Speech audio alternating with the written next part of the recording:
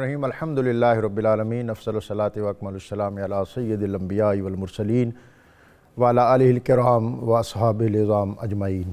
صبح نور کے ساتھ طاہر بخاری آپ سے مخاطب ہے۔ پروگرام کے آغاز میں ہمیشہ کی طرح حضرت ابو انیس محمد برکت علی کی تالیف اسماء النبی الکریم صلی اللہ علیہ وآلہ وسلم سے ایک اسم مبارک پڑھنے کی سعادت حاصل کر رہا ہوں۔ سیدنا الزاہد، ہمارے سردار زہد اختیار کرنے والے، درود و سلام بھیجے اللہ آپ صلی اللہ علیہ وآلہ وسلم پر اور آپ صلی اللہ علیہ وآلہ وسلم کی آل پاک پر اور صحابہ کرام پر۔ حضرت ابو ہریرہ رضی اللہ تعالیٰ عنہ روایت ہے کہ حضور نبی کریم صلی اللہ علیہ وسلم نے ارشاد فرمایا، اے ابو ہریرہ تقوی اختیار کرو کیونکہ لوگوں میں زاہد ہو جاؤ گے، قناعت اختیار کرو سب سے زیادہ شکر گزار بن جاؤ گے، اور جو اپنے لیے پسند کرتے ہو وہی دوسروں کے لیے پسند کرو، مومن ہو جاؤ گے، اپنے ہمسائے سے نیک سلوک کرو، حقیقی مسلمان بن جاؤ گے، اور کم ہنسا کرو کیونکہ زیادہ ہنسنا دلوں کو مردہ کر دیتا ہے۔ لا یؤمن احدکم حتی یحب لاخیہ ما یحب لنفسہ، تم میں کوئی اس وقت تک مومن نہیں ہو سکتا جب تک وہ اپنے مومن بھائی کے لیے وہی چیز پسند نہ کرے جو وہ اپنے لیے کرتا ہے۔ نبی اکرم رسول محتشم صلی اللہ علیہ وسلم کا ہر ارشاد اپنے اندر معنی اور مفاہیم کا ایک جہاں لیے ہوئے ہے، لیکن میں سمجھتا ہوں کہ ہماری آج کی معاشرتی زندگی میں اگر ہم صرف اس ایک حدیث شریف کو انفرادی اور اجتماعی سطح پر نافذ کر لیں اور اس کے عملی ثمرات سے بہرہ مند ہونے کی کوشش کریں تو ہماری سوسائٹی جنت نظیر ہو سکتی ہے۔ ہر شخص جو ہے وہ اپنے لیے عروج، ارتقاء، بلندی اور پیشوائی چاہتا ہے، اور ایمان اور دین کا تقاضا یہ ہے کہ ہم یہی جذبے اور یہی دائیے اپنے مسلمان اور مومن بھائی کے لیے رکھیں۔ اور ناظرین، یہ دائیہ اور یہ جذبہ جو ہے وہ ہمیں بالخصوص تاریخ اسلام اور تاریخ انسانیت میں صرف خانوادہ اہل بیت اور اہل بیت نبوت اور نبی اکرم رسول محتشم صلی اللہ علیہ وسلم کے گھرانے میں ملتا ہے، اور ان میں کیوں نہ ملے کہ انہوں نے دین کو اترتے دیکھا، سنورتے دیکھا، قرآن کو مدون کیا اور اس کو ہوتے دیکھا، اور پھر اس کو اپنے اندر ایبزارب کیا۔ گھرانہ رسول اور خانوادہ رسالت مآب صلی اللہ علیہ وسلم کا سب سے بڑا کارنامہ یہ ہے کہ انہوں نے دین کو سیکھا اور پھر اپنے اندر اس کو جذب کیا، اور جذب کر کے کسی ایک جگہ پر بیٹھے نہیں، دنیا بھر میں جہاں جہاں دین اور اسلام کی شمع روشن ہوئی اس میں اس خانوادے کا کلیدی اور بنیادی کردار ہے۔ اور نبی اکرم رسول محتشم صلی اللہ علیہ وآلہ وسلم نے بھی اپنے ایک فرمان میں اس بات کی طرف واضح اشارہ کیا تھا کہ ترکت فیکم الثقلین کتاب اللہ و عطرتی، اور ایک جگہ پر کتاب اللہ و سنتی، کہ میں تمہیں دو چیزیں چھوڑ کے جا رہا ہوں، اللہ کی کتاب اور اپنی عطرت یا اپنی سنت۔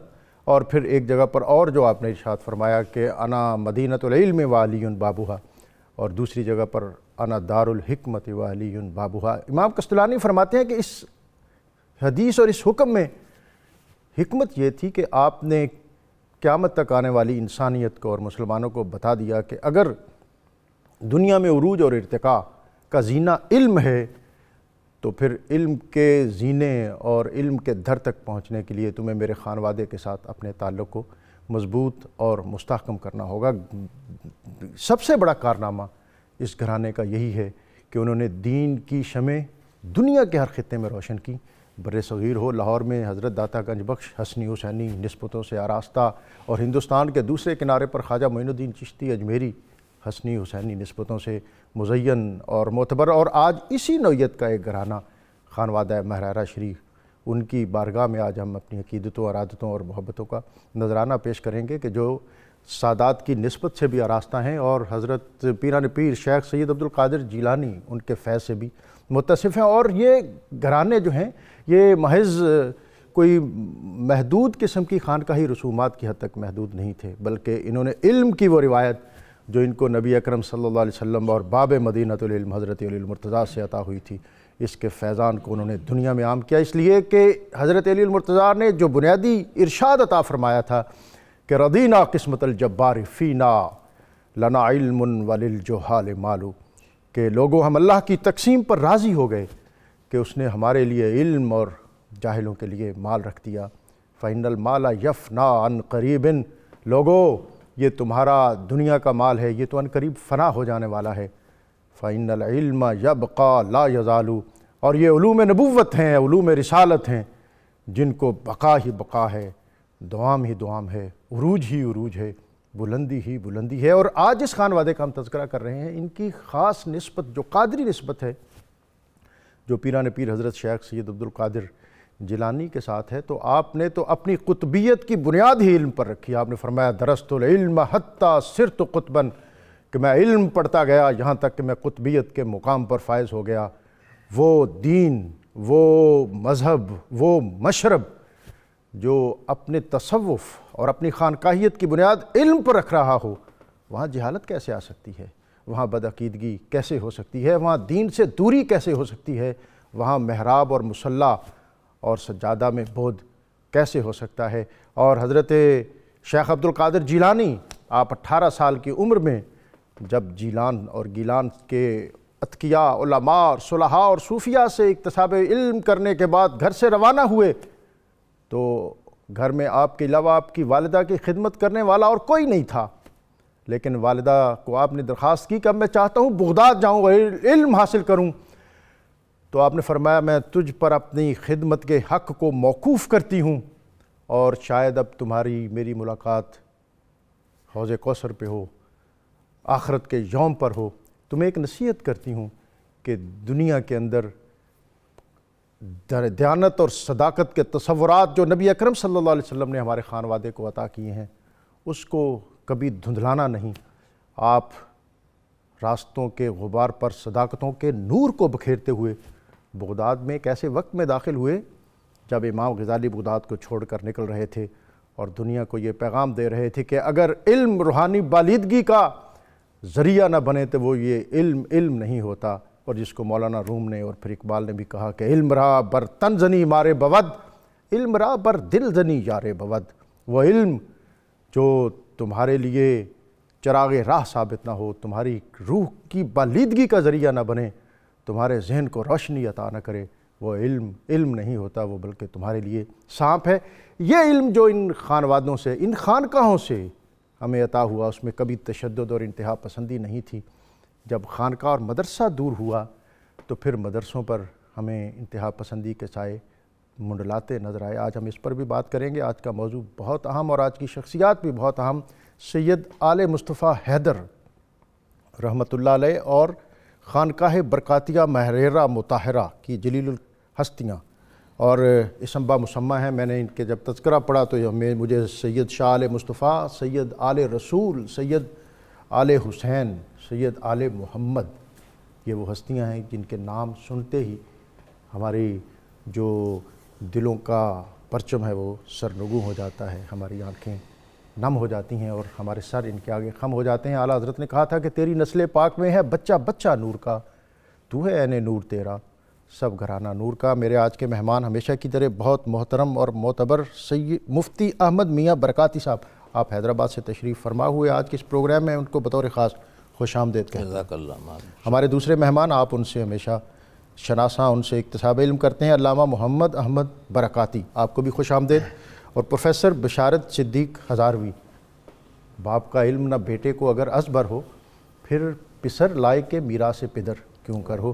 ایک بڑی علمی میراث کے وارث بھی ہیں اور جواں فکر جواں سال ہیں، میں آپ کو بھی خوش آمدید کہتا ہوں۔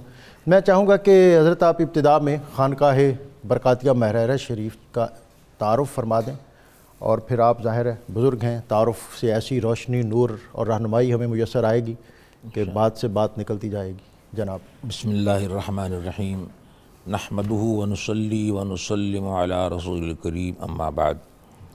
محترم سامعین اکرام، ناظرین اعظام، السلام علیکم ورحمۃ اللہ وبرکاتہ۔ آپ نے سوال فرمایا، بہت عمدہ بات ارشاد فرمائی، اور خانقاہ برکاتیہ محریرہ مطہرہ قدیم عرصے سے قائم ہے، تقریباً 400 سال زیادہ اس کو ہو چکے ہیں، وہاں سے فیضان جاری ہے۔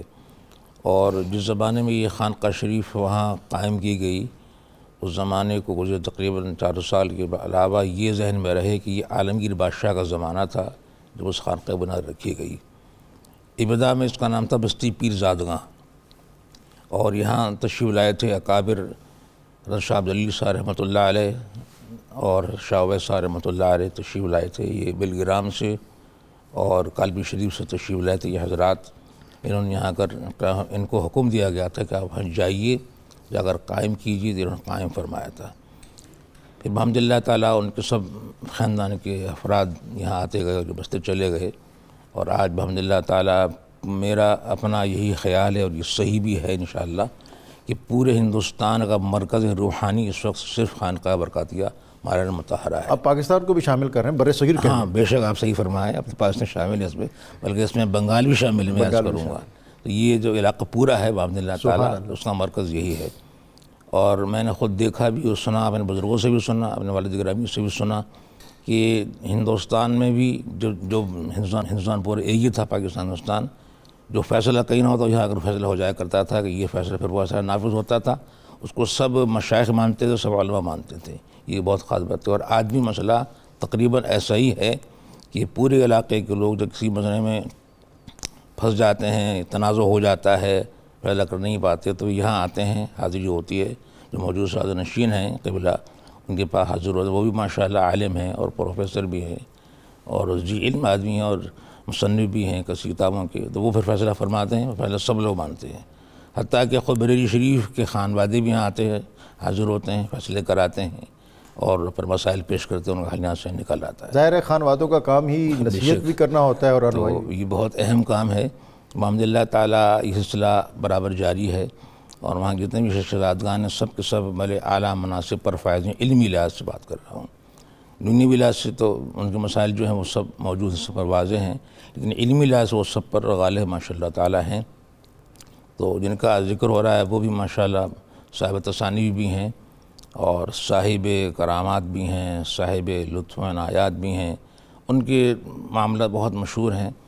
اور بزرگوں نے کہا کہ آدمی کی شخصیت کی پہچان دو طرح ہوتی ہے، اس کے اطوار و اخلاق سے ہوتی ہے یا اس کے علم سے ہوتی ہے۔ ہم جب دیکھتے ہیں تو ان تمام مشائخ کرام کی شہرت کی وجہ دونوں چیزیں ہیں، ان کے اخلاق و اطوار، ان کے عادات و اعمال، اور ان کے علم اور فضل بھی، ان کا تقویٰ بھی مشہور ہے، اور سب کے سب اسی وجہ فائز ہیں، ان کی وجہ ساری یہی ہیں۔ بحمد اللہ تعالیٰ پورا علاقہ ہندوستان، پاکستان، بنگلہ دیش وغیرہ، اور بھی اب تو باہر کے بہت سے ممالک ان کی احباب یہاں تشریف لاتے ہیں اور فیض پاتے ہیں، اور ہر سال وہاں جو پروگرام ہوتے ہیں اعراس مقدسہ کے وہ بڑے طویل و عریض ہوتے ہیں، جن میں لاکھوں افراد دور دور سے تشریف لاتے ہیں، اور سب کی وہاں خدمت بھی ہوتی ہے۔ اور ایک خصوصیت جو اس خانقاہ برکاتیہ کی ہے کہ وہاں جو بھی سامعین حاضرین تشریف لاتے ہیں ان کے لیے وہاں بڑا اہتمام کیا جاتا ہے۔ حتیٰ ایک زمانہ وہ تھا کہ ہر ایک زائر کے لیے تقریباً 27 کھانے ہوتے تھے کھانے کے لیے، یا وہ کھانے تبرک میں، لنگر میں سب ہوتے تھے، اور یہ عام بات تھی وہاں۔ اور میں آپ سے عرض کرتا چلوں کہ ایک مرتبہ حضرت نے فرمایا تھا وہاں جو اس زمانے میں سادہ نشین تھے، اس سال جو بھی زائر آئے گا اس کو یہاں کا بیر ضرور کھلایا جائے گا۔ وہاں کے بیر بہت مشہور ہیں، تو اس سال جتنے وہاں باغ بیروں کے ہیں سب بیر توڑے گئے، اور ہر ظاہر ہوئی کہ بیر حصے میں آیا، زیادہ نہیں آیا حصے میں، اتنے بیر تھے اور اتنے لوگ تھے ماشاءاللہ کہ وہ سب وہ پورا اس میں ختم ہو گیا۔ تو اس کی ایک اجمالی خصوصیت میں نے عرض کر دی ہے، باقی تفصیل ماشاءاللہ کافی سبحان اللہ۔ حضرت نے بڑی میٹھے میٹھے لہجے میں میٹھی میٹھی باتیں کی ہیں، آپ یقیناً زوردار لہجے میں کوئی زوردار بات کریں گے۔ اور ہمیں ایک تو یہ بتائیں کہ یہ اس خانوادے کا اور اس خانقاہ کا جو بانی بنیادی شخصیت ہیں وہ کون سی ہیں، اور پھر وہ کن سے فیض یافتہ ہیں، اور یہ سلسلہ جو ہے جو ان کا شجرہ ہے قادری کا حضرت غوث پاک تک کتنے سلسلوں سے ملتا ہے، اور دوسری طرف ظاہر سید ہیں، سادات ہیں، شاید یہ زیدی واسطی ہیں، ان کے جو ایک تخصصات ہیں وہ بھی ان کے اندر موجود ہیں، اور پھر ان کی علمی مارکارائیاں جو ہیں جناب۔ بسم اللہ الرحمن الرحیم۔ خاندان برکاتیہ وہ قابل فخر خاندان اور سلسلہ ہے تصوف کے اندر کہ جس کے ساتھ بڑی بڑی عظیم ترین شخصیات ہر دور میں وابستہ رہی ہیں، اور ان کے فیض و برکات روحانی تصرفات سمیٹتی رہی ہیں۔ حضرت سیدنا جن کی نسبت سے برکاتیہ ہے، میں ان کے حوالے سے بات کرتا ہوں۔ حضرت سیدنا برکت اللہ صاحب رحمۃ اللہ تعالی علیہ، آپ کی شخصیت سے یہ نام آگے چلا، اور یہ لقب یہ آپ کے ساتھ جو برکاتی لکھا ہوا ہے یہ بھی اسی نسبت سے ہے؟ جی، یہ ادھر ہی ہمارا بھی سلسلہ ہے جی۔ تو اسی وجہ سے یہ سلسلہ مشہور ہوا، اور آپ اس کی صرف افادیت اور ان کی ہماگیریت اسی بات سے اندازہ کر لیں کہ حضرت شاہ برکت اللہ رحمۃ اللہ تعالی علیہ جن کے نام سے یہ برکاتی چلا، اعلیٰ حضرت جیسی شخصیت نے اپنی ہدایت بخشش میں ان کے نام پہ پورا سلام، واہ سبحان اللہ. اور جو آپ نے مناجات کی ہیں اس میں حضرت شاہ برکت اللہ کا باقاعدہ نام دے کر اللہ کے حضور انہوں نے واسطہ پیش کیا ہے. اور اعلیٰ حضرت کا کسی کو تسلیم کرنا یہ کوئی معمولی بات معمولی بات نہیں ہے. اور وہ حضرت شاہ برکت اللہ جو ہیں وہ آپ کا لقب جو تخلص استعمال کرتے تھے وہ عشقی تھا. اور اجازت ہو تو میں اعلیٰ حضرت کا وہ شعر پیش کر دوں. ضرور جناب. آپ اپنا مشہور زمانہ کلام جس کا پہلا مصرع اکثر لوگوں کو یاد ہوتا ہے اور دعا میں پڑھتے ہیں، یا الہی رحم فرما مصطفیٰ کے واسطے، یا رسول اللہ کرم کیجئے خدا کے واسطے. یہ پورا پڑھتے پڑھتے جب یہاں پہ آپ آگے بھی 2-4 شعر اگر یاد ہے تو وہ بھی پڑھ دیں. یا رسول اللہ کرم کیجئے خدا کے واسطے، مشکلیں حل کر شہ مشکل کشا کے واسطے، کربلائیں رد شہید کربلا کے واسطے. تو یہ پڑھتے پڑھتے جب آپ آتے ہیں حضرت شاہ برکت اللہ تک تو یہاں آ کر آپ عرض کرتے ہیں، دین و دنیا کی مجھے برکات دے برکات سے. دین و دنیا کی مجھے برکات دے برکات سے، شاہ برکت اللہ کی طرف. تو آگے عرض کرتے ہیں، عشق حق دے عشقی عشق انتما کے واسطے. تو یہ عشقی آپ کا لقب تھا تو اس وجہ سے استعمال کیا. اور پھر آگے جو ابھی ہم نے انٹرو میں آپ نے بات کہی، اس کو آپ ہدایت بخشش میں کس نام سے ہے؟ یہ آپ کا جو مناجات کا ہے. مناجات تو دعا میں ہمارے ہاں یہ ابتدائی اشعار کچھ پڑھے بھی جاتے ہیں. جی اسی کے آگے یہ مصرے ہیں. اور جو انٹرو میں بات ہوئی ہے اہل بیت اطہار کے حوالے سے تو وہ بھی اعلیٰ حضرت آگے عرض کرتے ہیں، حب اہل بیت دے آل محمد کے لیے. یہ جملہ ہے، حب آل بیت دے آل محمد کے لیے، یعنی ہماری محبت بھی ان سے ہو اور انہی کے لیے. حب اہل بیت دے آل محمد کے لیے، کر شہید عشق حمزہ پیشوا کے واسطے. حضرت سیدنا امیر حمزہ رضی اللہ تعالیٰ عنہ کی طرف اشارہ کیا ہے. اب آپ یہ دیکھیے کہ انہی چیزوں کو اگر ہم آگے لیتے ہیں تو جن کے حوالے سے ہم گفتگو کر رہے ہیں، حضرت سیدنا آل مصطفیٰ، آپ بیک وقت بہترین شاعر، بہترین خطیب، بہترین ادیب اور بہترین مصنف ہونے کے ساتھ ساتھ بہترین طور پر روحانی تصرفات بھی اللہ نے آپ کو عطا فرمایا. سبحان اللہ. ایک شعر آپ کا وہ دیکھیے، چونکہ جو اہل علم ہے نا وہ جب شعر کہتے ہیں تو تک بندی سے نہیں کہتے، ان کے شعر کے پیچھے بھی یا قرآن پاک کی کوئی تشریح ہوتی یا حدیث مبارکہ کی وضاحت ہوتی. تو آپ نے اسی سلسلہ کو واضح کرتے ہوئے اپنے ایک شعر کے اندر میں ایک بہت بڑی حقیقت کی طرف اشارہ کرنا چاہوں گا، چونکہ عرس ہے تو یہ ساری چیز ٹچ کر رہی ہے. آج یہ بھی خاص نسبت ہے آج کے دن کی ان کے عرس کے ساتھ. جی تو آپ اپنا شعر عرض کرتے ہیں آل مصطفیٰ. آپ فرماتے ہیں، علی رأس حول حدیثوں میں ہے آیا. واہ. علی رأس حول حدیثوں میں ہے آیا، تو یہ عرس سنت ہے آ کر تو دیکھو. واہ واہ واہ. یہ عرس سنت ہے آ کر تو دیکھو. اور یہ اشارہ ہے اس حدیث پاک کی طرف جو حضور صلی اللہ علیہ وسلم مصنف عبدالرزاق میں امام عبدالرزاق بن حمام اور دیگر محدثین نے روایت کی کہ حضور صلی اللہ علیہ وسلم علی رأس کل الحول، ہر سال آپ شہدائے احد کے مزارات پہ تشریف لے جایا کرتے. تو اب یہ دیکھیے کہ انہوں نے وضاحت بھی کر دی اور اس کے پیچھے پوری ایک حدیث پاک کی بیک گراؤنڈ. سبحان اللہ. آپ کو اللہ تعالیٰ نے یہ بھی تصرفات عطا فرمائے تھے کہ آپ جب جو اللہ کے حضور دعا کرنا تو ایک بہت بڑی بات ہے نا جی، آپ کے منہ سے جو جملہ نکل جاتا ہے اللہ تعالیٰ اسے بھی شرف قبولیت عطا فرما دے. آپ ایک جگہ پر تشریف لے کر گئے تو ایک شخص پروگرام محفل تھی، اس کے بعد آپ کو ایک شخص رو کے کہنے لگا، حضرت میرا بیٹا لڑ کے گھر سے چلا گیا ہے اور کتنے دن ہو گئے وہ واپس نہیں آیا، آپ اس کے لیے کچھ کریں. وہ ظاہر ایک باپ کی محبت اپنے بیٹے کے لیے وہ کتنی آنکھوں سے وہ چھلک چھلک کے باہر آ رہی. تو آپ نے اس کو تسلی نہیں دی، کوئی وظیفہ نہیں کہا. آپ نے فرمایا آپ گھر چلے جاؤ، صبح کی پہلی ٹرین سے آ جائے گا. واہ. گھر جاؤ پہلی ٹرین سے آ جائے گا. اور وہ حیران، نہ دعا بتائی نہ وظیفہ بتایا نہ کچھ اور.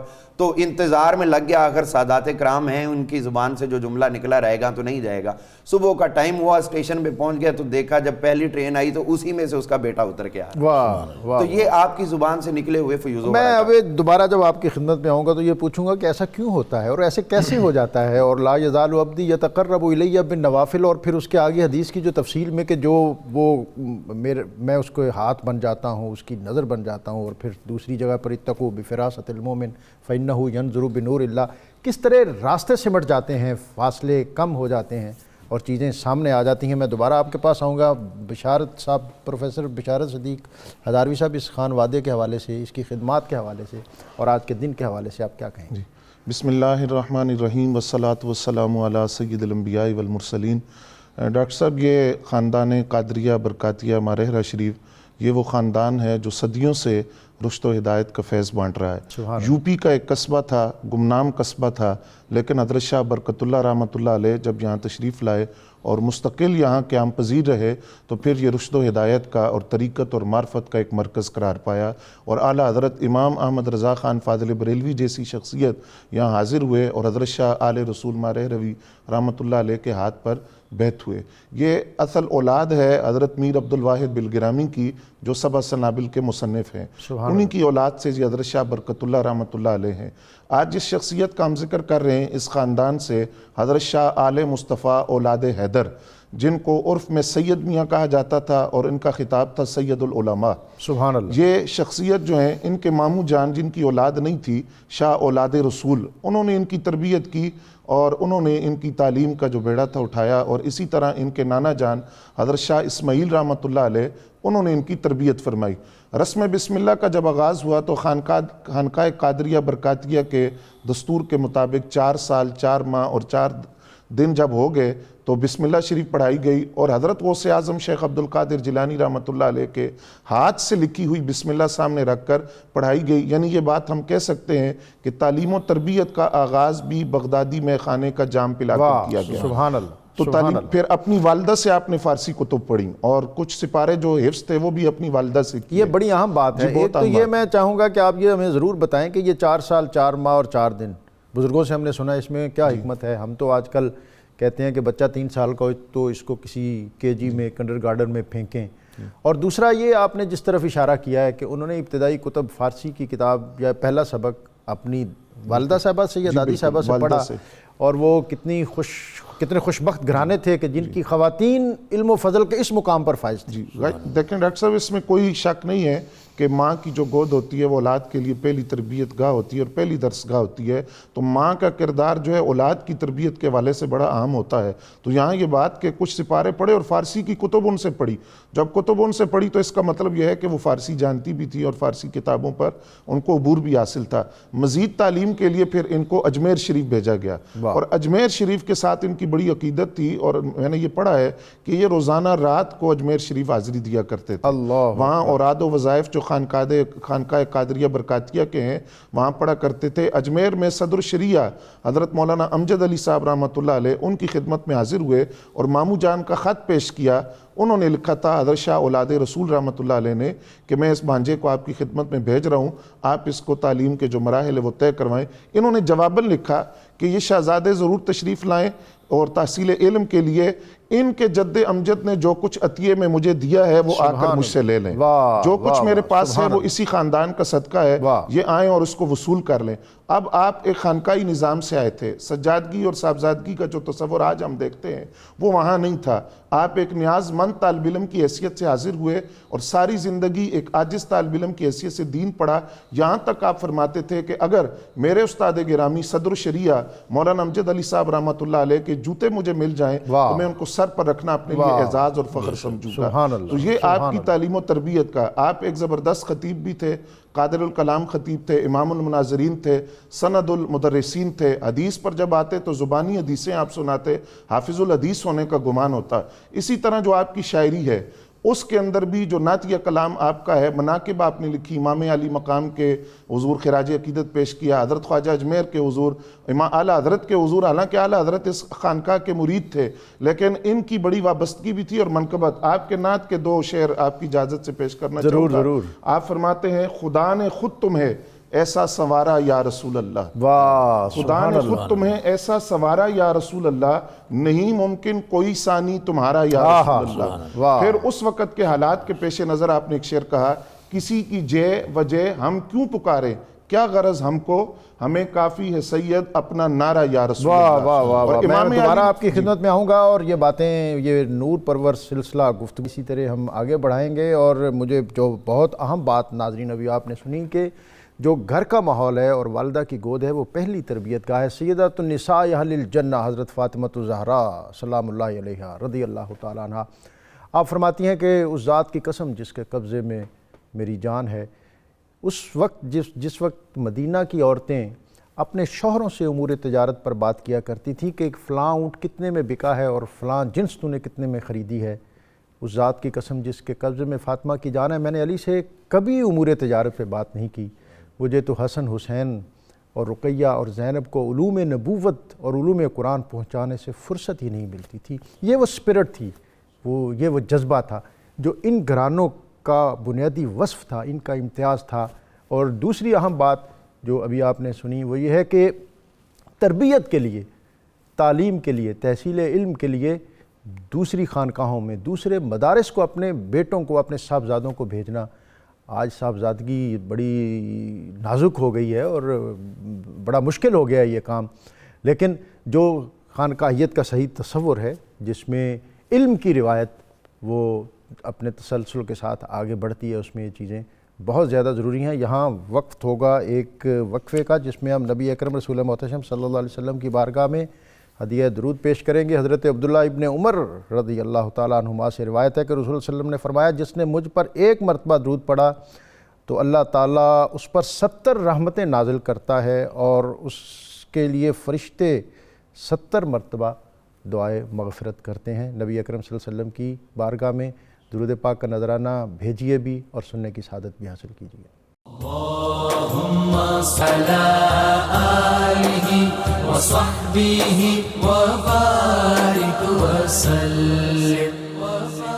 صبح نور میں آپ کو ایک مرتبہ پھر خوش آمدید۔ آج حضرت سید آل مصطفیٰ حیدر رحمۃ اللہ علیہ اور خانوادہ ماہریرہ برکاتیہ اور ان کی جلیل القدر ہستیوں کو ہم خراج تحسین پیش کر رہے ہیں۔ آپ کا عرس ہے اور اس کے ساتھ ساتھ ابھی مجھے یہ بھی یاد آیا، جب میں ٹرانسمیشن کے لیے گیٹ میں انٹر ہوا تو باہر راہداریوں کو آراستہ کیا جا رہا تھا، اس لیے کہ آج 92 چینل کی 5ویں سالگرہ بھی ہے اور اللہ تعالیٰ اس کو 5 تن پاک کے سائے میں رکھے، دینی اقدار کے سائے میں، دینی اقدار کے تسلسل میں اس کو نبھاتے ہوئے آج کی صحافتی ذمہ داریوں کو پورا کرنا، یہ ایک نیا ٹرینڈ دیا ہے اس چینل نے، جس پر میں ان کی پوری ٹیم کو، ان کے ذمہ داران کو میں دل کی اتھاہ گہرائیوں سے مبارکباد پیش کرتا ہوں۔ اس دور میں ادارہ سازی، انسٹیٹیوشنلائزیشن ظاہر ایک مشکل کام ہے، اس میں بڑی دقتیں اور بڑی رکاوٹیں آتی ہیں، لیکن جس نسبت سے یہ نام ہے کہ یہ نام کوئی کام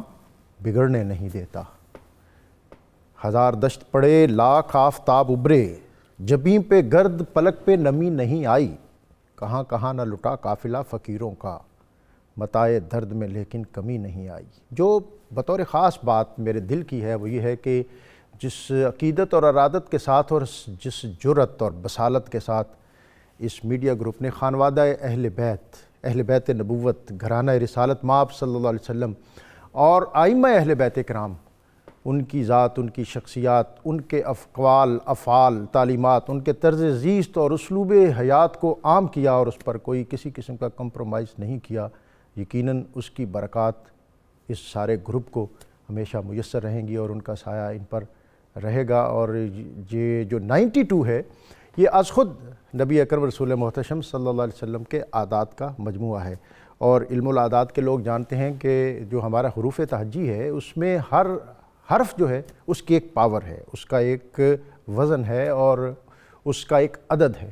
میم جو ہے اس کے حرف 40 ہیں، ہے کے حرف 8 ہیں، پھر میم کے حرف 40 ہیں اور دال کے حرف 4 ہیں، اور یہ 92 بنتا ہے، اور 92 پاکستان کا کنٹری کوڈ ہے۔ آپ دنیا میں اگر کہیں سے بھی اگر پاکستان میں رابطہ کرنا چاہیں تو 92 کو ڈائل کیے بغیر آپ پاکستان میں بات نہیں کر سکتے، اور بڑی زبردست، اقبال نے تو خیر اس پہ بہت کچھ کہا کہ یہ خیمہ افلاک کا استادہ اسی نام سے ہے، نبض ہستی تپش آمادہ اسی نام سے، لیکن مجھے بابا گرو نانک کی بات بڑی اچھی لگی، دل کو بھائی، دل کو چھو کے آگے گزری، تو میں نے کہا میں آپ سے شیئر کروں اسے۔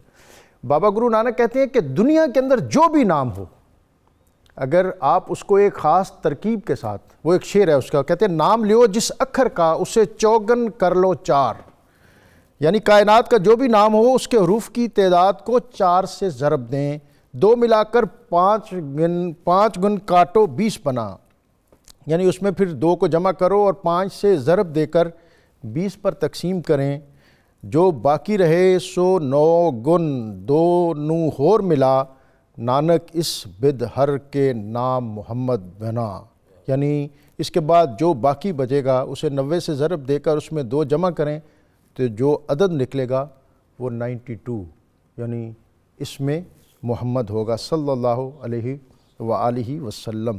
یہی ایک نام تھا لاہوت کی تختی پہ رقم، یہی ایک ذات تھی امکان بقا سے پہلے۔ اور اقبال نے تو اس سے بھی آگے بڑھ کر اس نے کہا کہ آپ روئے ماز نام مصطفیٰ، یا رسول اللہ ہماری ساری عظمتیں، رفتیں، برکتیں اور بلندیاں آپ کے اسم مبارک کی برکت سے ہیں۔ اور اس نے کہا کہ گرد تو گردد حریم کائنات، از تو خواہم یک نگاہ التفات، ذکر و فکر و علم و عرفانم توئی، کشتی و دریاؤ طوفانم توئی، اے پناہ من حریم کوئے تو، من با امید رمیدم سوئے تو۔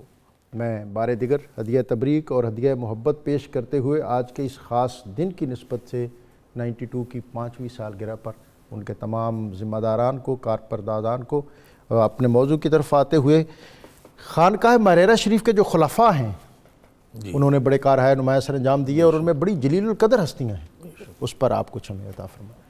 اس سلسلے میں پہلے یہ عرض کر دوں کہ حضرت نے فرمایا شجرہ شریف کے 2-3 شعر پڑھے تھے، اس میں آل محمد آیا تھا اور شاہ حمزہ آیا تھا۔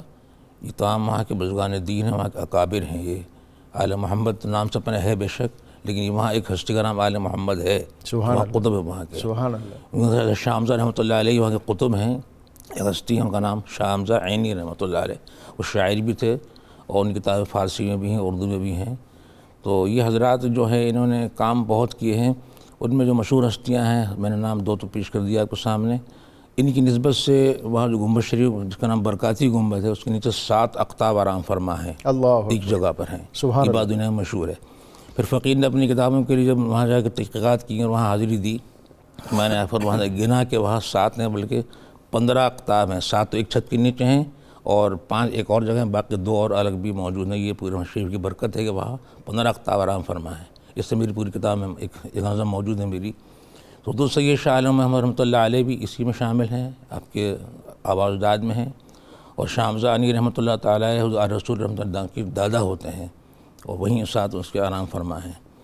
تو ان حضرات میں حضرت کا نام آیا جنہوں نے ان کی تجبیت فرمائے، حضور سید اولاد رسول تاج العلماء محمد میں قادری رحمۃ اللہ تعالیٰ علیہ، ان کا پورا نام حضرت کا یہ ہے۔ خود ان کی تصنیف و تالیف کثیر ہیں، انہوں نے تاریخ پر بھی لکھا، اپنے تاریخ پورے خاندان کی بھی لکھی ہے، اور آپ کے فتاوی کی تاریخ یہ ہے کہ تقریباً 34 جلد فتاوی آپ کی موجود ہیں، وہ ہمارے شریف کے خانہ قلمی ہیں، ابھی تک وہ چھپی نہیں ہیں۔ اس طرح وہاں کے تمام اکابر نے جو کتابیں لکھی ہیں وہ کثیر تعداد میں ہیں، اور وہاں کام بھی ہر زبان میں کیا گیا ہے۔ تو سید حمزہ رحمۃ اللہ علیہ بھی خود شاعر تھے، اور آپ کا تخلص عشقی، اور ادھر دوسرے حضرات نے بھی جو کلام لکھے ہیں وہ سب مشہور ہیں۔ اور حضرت نے ابھی شعر پڑھا تھا سبحان اللہ، عشقی عشق انتماء کے واسطے، اس میں بھی اس کا ذکر ہے۔ اور حضور نظمی میں رحمۃ اللہ تعالیٰ علیہ جو حضور آل رسول عالم مصطفیٰ رحمۃ اللہ کے بڑے صاحبزادے ہیں، ان کے ایک ہی صاحبزادے ہیں یہ، انہوں نے بہت کلام لکھا، اور فارسی میں لکھا، انگریزی میں لکھا، اردو میں لکھا۔ اس کے علاوہ یہ میں عرض کرتا چلوں کہ حضور عالم مصطفیٰ علیہ رحمہ کے 2 اور بھائی بھی ہیں، وہ دونوں چھوٹے ہیں، تینوں کو حضور علیہ رسول نے پالا، تربیت فرمائی، ان پرورش فرمائی، ان کی اولاد کوئی نرینا تھی نہیں، تو ان تینوں بھائی کو انہوں نے گود میں لے لیا اور پالا۔ تو یہ حقیقت ہے کہ ان اکابر نے جو کام وہاں کیے ہیں اس کا کوئی ثانی نہیں ملتا، ہمیں مثال نہیں ملتی۔ فقیر وہاں کئی بار حاضر ہوتا رہا ہے الحمدللہ تعالیٰ، جوانی میں جانا بھی ہوا اور اس کے پر جانا بھی ہوا ہے، اور وہاں کی حالات میں نے اپنی کتاب میں بھی سب جمع کی، اس کا نام ہے تذکرہ مشائخ برکاتیہ، اس میں سب کے حالات موجود ہیں الحمدللہ تعالیٰ۔ تو ان تمام حضرات سے کسب علم بھی ہوتا رہا، کسب فیض بھی ہوتا رہا تمام اکابر کا۔ اور سید اللہ تعالیٰ عنہ کے سامنے تو سارا زمانہ تھا، دنیا پوری تھی، افریقہ پورا سامنے تھا، لیکن وہ بھی بیعت ہونے کہا ہے کہ وہیں تشریف لے گئے، نہ تو بغداد گئے بیعت ہونے کے لیے، نہ شام گئے، نہ ایران گئے، نہ کسی اور بلکہ وہ گئے وہیں بجانے کے لیے۔ تو انہیں معلوم تھا کہ بڑا مرکز یہی ہے، یہی بن چکا ہے، تو وہاں حاضری دے دی۔ تو آج بھی بحمدللہ تعالیٰ مریرہ شریف کی جو تبرکات ہیں، انعامات و اکرامات ہیں، وہ یوں ہی جاری ہیں، اور وہاں آنے والا کوئی پیاسے محروم نہیں رہتا، ہر ایک وہاں علمی مقام سنا ہے بہت گران قدر تبرکات ہیں، جی ہاں، بوئے مبارک ہے، جی کافی سارے ہیں، جبہ ہے، جبہ شریف ہے، قدم شریف بھی ہے، اور نارین شریف کا بھی ایک حصہ موجود ہے وہاں پہ، یہ سب وہاں زیارتیں سال میں ایک بار کرائی جاتی ہیں، کبھی 2 بار کرائی جاتی ہیں، آراس جو ہوتے ہیں ان کراتے ہیں۔ اور وہاں آنے والوں میں میں نے خود دیکھا صبح صبح ہر مذہب کا آدمی آتا ہے، ہندو بھی آتا ہے، سکھ بھی آتا ہے، مسلمان تو آتے ہی ہیں، سب آتے ہیں، آ کر وہاں ابھی ڈولی میں سلام پیش کرتے ہیں اور وہاں سے اپنا مال لے کے جاتے ہیں۔ اس سے واہ، یہ بڑی بنیادی بات ہے برکاتی صاحب۔ اور خانقاہوں کا جو یہ ایک اصلاحی جد و جہد، یہ اس کا خانقاہیں جو ہیں یہ مرکز تھی، اور ظاہر اصلاحی جد و جہد تبھی ہوتی ہے جہاں علم بھی ہو، ابلاغ بھی ہو، اور فیضان نظر بھی ہو، مکتب کی کرامت بھی ہو، اور پھر یہ سلسلہ جو ہے ایک طرف تو نسل اور نسب میں چلتا ہے، دوسری طرف خلفاء میں چلتا ہے۔ اب ظاہر ہے وہ پرانی باتیں نہیں رہیں، اب ہم اس کو کنفائن کرتے ہیں اپنے نسل تک کہ یہ سجادگی تو آگے منتقل ہوتی رہے۔ بنیادی طور پر تو شاید یہ ایک ایڈمنسٹریٹو رول ہو، لیکن جو روحانی علوم کا تسلسل ہے وہ تو خلفاء سے چلتا ہے، اور اگر کسی کا صاحبزادہ ان مدارج کو طے کرتا ہوا ان چیزوں کا وارث بنے تو پھر تو سونے پہ سہاگا ہے۔ تو اس گھرانے میں ہمیں کیا یہ دونوں چیزیں نظر آتی ہیں، آپ کے خلفاء بھی اور آپ کے جو صاحبزادگان؟ اس میں جو بنیادی بات ہے وہ یہ دیکھنے والی ہے کہ اگر سب کچھ اولاد ہی کی طرف منتقل کیا جانا ممکن ہوتا تو پھر خلافت کا تصور ہی پیدا نہ ہوتا۔ واہ، کسی اور کو خلیفہ اسی لیے بنایا جاتا ہے کہ کچھ ایسے فیوز و برکات ہیں جو اولاد کی بجائے کسی اور ذریعے سے بھی تقسیم کرنے ہوتے ہیں۔ تو یہاں پر ہم جس ہستی کی بات کر رہے ہیں، اعلیٰ حضرت عظیم البرکت امام محمد رضا فاضل بریلوی رحمۃ اللہ تعالی علیہ، اس خاندان میں چونکہ بیت تھے تو اپنے پیر و مرشد کے ساتھ آپ کی خدمت میں، بلکہ اس شہر میں جب بھی جاتے تو اس وقت آپ کے جانے کا ایک خاص انداز تھا۔ آپ وہاں جاتے تو ڈائریکٹ حاضر نہیں ہوتے تھے، بلکہ آپ کے کچھ عقیدت مند تھے، پہلے آپ ان کے گھر میں جاتے، وہاں مکمل تیاری کرتے، لباس تبدیل کرتے، مکمل تیار ہو کر بہترین لباس پہن کر پھر عاجزانہ حاضری دیتے۔ واہ، میں نے آپ کے اس عمل کو دیکھا تو میرے ذہن میں ایک حدیث پاک آئی۔ نبی کریم صلی اللہ علیہ وسلم کی خدمت میں عبد القیس کا ایک وفد آیا، اس میں حضرت زارع رضی اللہ عنہ تھے۔ وہ کہتے ہیں کہ ہم نے جیسے ہی حضور صلی اللہ علیہ وسلم کو دیکھا تو ہم بے اختیار آپ کی طرف دوڑے اور آپ کی جا کے ہم نے قدم بوسی کی، ہماری محبتیں آقا کریم علیہ السلام کو سامنے دے کر۔ انہی میں سے ایک اور بھی شخصیت جن کا نام تھا حضرت اشعث رضی اللہ، یہ ڈائریکٹ نہیں گئے بلکہ آپ گئے، خیمہ لگایا، اس کے اندر گئے، تیار ہوئے، کپڑے تبدیل کیے۔ انہوں نے بتایا کہ حضور ہمارا ایک اور بھی ساتھی حضرت منذر اشج، وہ ابھی تیار ہو رہے ہیں، وہ ادھر آئیں گے۔ اب دیکھیے حضور صلی اللہ علیہ وسلم کی خدمت میں جانا اور ادھر اپنے لباس میں لگ گئے۔ وہ تیار ہو کر اب حضور صلی اللہ علیہ وسلم کی خدمت میں حاضر ہوئے تو آپ ان کو دیکھ کر ڈانٹنے کی بجائے کہ تم میری طرف آئے تھے تو ادھر کیا کر رہے تھے، نہیں، بلکہ آپ ان کو دیکھ کر مسکرانے لگے۔ سبحان اللہ۔ تو حضور صلی اللہ علیہ وسلم نے مسکراتے ہوئے فرمایا ان فیک خلتین واہ، یحبہم اللہ ورسولہ، تمہارے اندر دو ایسی خوبیاں ہیں جن کو اللہ اور اس کے رسول بہت زیادہ پسند فرماتے ہیں۔ سبحان اللہ۔ تو انہوں نے عرض کیا حضور یہ خوبیاں جو ہیں وہ کون سی ہیں جو اللہ کو بھی پسند ہے اور اللہ کے رسول کو بھی پسند ہے؟ فرمایا تمہارے اندر ایک بردباری اور ایک باوقار رہنا۔ واہ، باوقار رہنا اور بردباری کرنا، یہ تمہارے اندر دو خوبیاں ہیں جو اللہ کو پسند ہے۔ تو اعلیٰ حضرت کا عمل جو ہے وہ ہم اسی حدیث کی روشنی میں اگر دیکھیں تو پتہ چلتا ہے کہ اعلیٰ حضرت نے اگر پیر خانے سے محبت کی تو وہ بھی سنت صحابہ۔ اچھا، اس میں ایک اگر آپ تیسری چیز کی طرف بھی ہماری توجہ اور ہمارے ناظرین تک یہ پہنچا دیں کہ ایک وفد ایسا بھی آیا تھا جو بہت زرق برق لباس پہنا اور اس نے بڑا تفاخر کے ساتھ حاضری کی کوشش کی تھی، اور پھر نبی اکرم صلی اللہ علیہ وسلم نے ان پر التفات نہیں فرمایا، اور حفیظ طائب نے شاید کہا تھا کہ شوق و نیاز و عجز کے سانچے میں ڈھل کے آ، یہ کوچہ حبیب ہے پلکوں پہ چل کے آ۔ جی صاحبزادہ صاحب، یہ ایک تو جیسا برکاتی صاحب سے آپ نے سنا ہے یہ خانقاہی نظام، اور آج ایک اس میں بڑی ہمارے ہاں بڑی جدت رازیاں ہو رہی ہیں کہ جی خانقاہ کا علم کے ساتھ یا صوفی کا شاید دین اور مذہب کے ساتھ کوئی تعلق نہیں ہوتا، اور ان کا مذہب سے کوئی تعلق نہیں ہوتا، اور اگر یہ ان کا مذہب سے تعلق نہیں ہے تو پھر بر صغیر میں اسلام کے اولین جو مجاہد تھے وہ کون تھے؟ اگر حضرت داتا گنج بخش رحمۃ اللہ علیہ کے سبب یہاں اسلام نہیں آیا تو پھر اور کس کے سبب آیا؟ اگر حضرت خواجہ معین الدین چشتی اسلام کے علمبردار نہیں تھے تو پھر اور کون تھے جناب؟ جی ڈاکٹر صاحب، اس میں دیکھیں پہلی بنیادی بات یہ ہے کہ علم تو ولایت کی شرائط میں سے ایک شرط ہے، اور علم کے بغیر صوفی جو ہے اس کے بارے میں کہا جاتا ہے کہ شیطان اس کو بڑی جلدی گمراہ کرتا ہے۔ واہ، یہ جملہ آپ کا بڑا اچھا ہے جی، کہ جب وہ علم خود جو ہے گمراہ ہو جائے وہ گا، ولایت اور تصوف کی بنیادی شرائط میں سے ایک شرط ہے، بلکہ اور آج تو ہمارا جتنا تصوف گرو کر رہا ہے، پھوٹ رہا ہے، وہ تو اس کے بغیر پھوٹ رہا ہے۔ جی، اور آپ کی اجازت سے کہ چونکہ سلسلہ قادریہ کی بات ہے تو حضرت غوث اعظم شیخ عبد القادر جیلانی علیہ رحمہ نے جو ایک نصاب تصوف بیان کیا 12 شرائط آپ فرماتے ہیں کہ کوئی ولی اس وقت تک ولی نہیں ہو سکتا جب تک وہ اللہ تعالیٰ کی 2 صفات کا مظہر نہ ہو، صفت غفار اور صفت ستار، اور اسی طرح 2 صفات حضور صلی اللہ علیہ وسلم والی، صفت رفیق اور صفت شفیق۔ 2 صفات حضرت سیدنا صدیق اکبر رضی اللہ تعالیٰ عنہ والی کہ ولی صادق بھی ہوتا ہے، متصدق بھی ہوتا ہے۔ سبحان اللہ۔ 2 صفات حضرت فاروق اعظم رضی اللہ تعالیٰ عنہ والی، عامر بالمعروف اور ناہی عن المنکر ہوتا ہے۔ 2 صفات حضرت عثمان ذو النورین رضی اللہ تعالیٰ عنہ والی کہ وہ رات جاگ کر اللہ کی عبادت کرتا ہے اور اللہ کی مخلوق کو کھانا کھلاتا ہے۔ سبحان اللہ۔ اور 2 صفات مولا کائنات باب مدینۃ العلم حضرت علی المرتضیٰ شیر خدا رضی اللہ تعالیٰ عنہ والی کہ ولی علم کا پیکر بھی ہوتا ہے اور شجاعت کا لمبردار بھی ہوتا ہے۔ اور آج جس شخصیت کا ہم ذکر کر رہے ہیں یہ حقیقت ہے کہ ان کے جو خطبات ہیں ان کو پڑھنے کے بعد اور ان کا کردار دیکھنے کے بعد یہ بات سمجھ آتی ہے کہ ان کی ذات میں جلال حیدر بھی تھا، سیادت حسنی بھی تھی اور جرأت حسینی کی جھلک بھی نظر آتی ہے۔ سبحان اللہ۔ آپ کے جو سیاسی زندگی ہے، خانقاہ سے نکل کر مسلمانوں کے مذہبی اور سیاسی مسائل کے حل کے لیے آپ نے ایک تنظیم کا جو تھا قیام عمل میں لائے۔ بعد وجوہات کی بنیاد پر جب آپ نے استعفیٰ دیا، اعلیٰ حضرت کے صاحبزادے مفتی اعظم ہند مولانا مصطفیٰ رضا خان صاحب وہ ممبئی آئے اور انہوں نے دستار اتار کر آپ کے قدموں میں رکھا۔ یہ ایک سادات کا ادب بھی تھا اور پیر خانے کی محبت بھی تھی، اور یہی ادب اعلیٰ حضرت کی ذات میں نظر آتا ہے کہ جب پالکی اٹھانے والے کے بارے میں پتہ چلا کہ سید زادہ ہے تو اپنی دستار اتار کر اس کے قدموں میں رکھی اور یہاں تک فرمایا کہ تم پالکی میں بیٹھو، احمد رضا اب تمہارا پالکی اٹھائے گا۔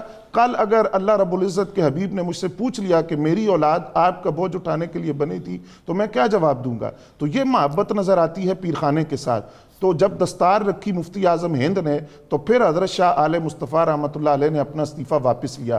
اعلیٰ حضرت کی اس خانقاہ کے ساتھ جو وابستگی ہے خانقاہ قادریہ برکاتیہ مارہرہ شریف کے ساتھ، وہ یہ ہے کہ 12 یا 13 سال کی عمر میں آپ یہاں حاضر ہوئے اپنے والد مولانا نقی علی خان علیہ رحمہ کے ساتھ بیعت کے لیے۔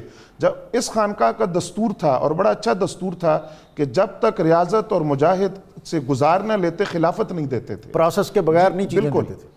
جب اعلیٰ حضرت حاضر ہوئے تو اسی وقت تمام سلاسل کے اندر حضرت شاہ آل رسول مارہ روی نے آپ کو خلافت عطا کی۔ لوگوں نے سوال کیا کہ حضور یہ تو خانقاہ کا دستور نہیں ہے تو آپ نے ایسا کیوں کیا؟ فرمایا لوگ آتے ہیں میلے دل کے ساتھ، ان کے دل کو پہلے صاف کرنا پڑتا ہے، پھر خلافت دینی پڑتی ہے۔ احمد رضا تو بڑا ستھرا دل لے کر آیا ہے، ایک نسبت کی ضرورت تھی، وہ نسبت میں نے دے دی۔ اور اس کے بعد شاہ آل رسول مارہ روی رحمۃ اللہ علیہ نے جو جملہ فرمایا، آپ نے فرمایا میں کافی عرصے سے یہ بات سوچ رہا تھا، اگر اللہ رب العزت نے مجھ سے پوچھا کہ میرے لیے کیا لائے ہو تو میں کیا جواب دوں گا؟ احمد رضا کی بیعت کے بعد میرا یہ مسئلہ حل ہو گیا، میں اللہ کی بارگاہ میں عرض کروں گا کہ میں احمد رضا کو ساتھ لے کر آیا۔ تو یہ جو نسبتیں تھیں، پھر آپ دیکھیے کہ میدان خطابت کے اندر بالخصوص آپ کی ایک شہرت کی وجہ تھی، وہ تھی ذکر شہادت امام علی مقام۔ ممبئی کے اندر جو رواج ڈالا عاشورہ کی محفل کا، وہ آپ نے سلسلہ شروع کیا اور باقاعدہ قانونی اجازت لے کر اس سلسلے کو آپ نے بڑھایا۔ 6 گھنٹے کا خطاب آپ نے کیا ذکر امام علی مقام پر، ایسا کہ ممبئی کی سڑکوں پر ٹریفک جام تھی، گلی کوچوں بازاروں کے اندر لوگوں کا رش تھا۔ جوں وقت گزرتا گیا کیفیات بڑھتی گئی، لوگوں پر سکتے کی کیفیت طاری ہو گئی۔ اسی میں آپ نے ایک شعر پڑھا امام علی مقام کے حضور، آپ فرماتے ہیں تمہارے سجدے کو کعبہ سلام کہتا ہے، جلال قبہ خضرا سلام کہتا ہے۔ اور وہ شہادت امام علی مقام کا بیان جو تھا وہ آپ کے خاص وصف تھا۔